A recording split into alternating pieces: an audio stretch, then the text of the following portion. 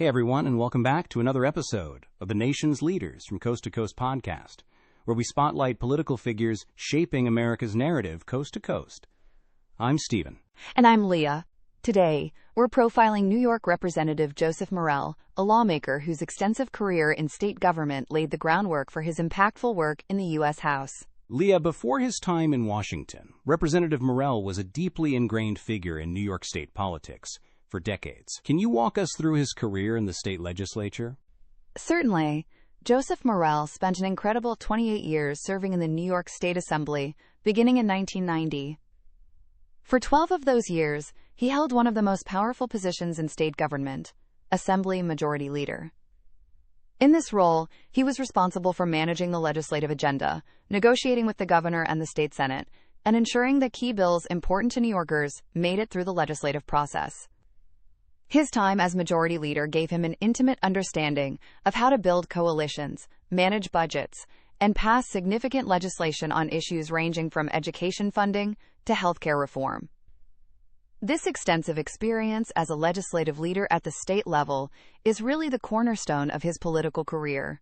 So he comes to Congress with an unusual depth of legislative experience. What prompted his move to federal politics in 2018? His entry into Congress was actually to succeed a truly iconic figure in New York politics, the late Congresswoman Louise Slaughter, who had served the 25th District for decades. Morelle won a special election in 2018 to fill her seat, and then subsequently won the general election. This meant he arrived in Washington not as a typical freshman, but as a seasoned legislative leader who understood the intricacies of crafting policy and working with diverse groups.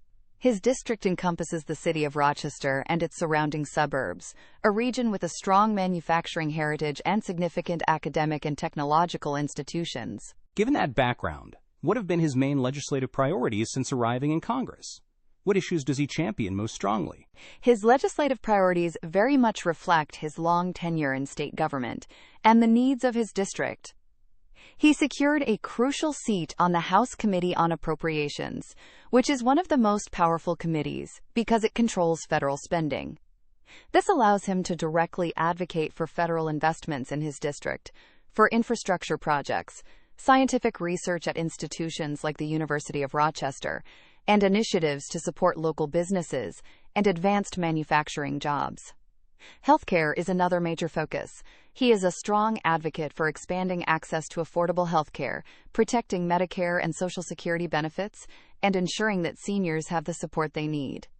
He also champions environmental protection, particularly for Lake Ontario and the Great Lakes, recognizing their vital economic and ecological importance to his region.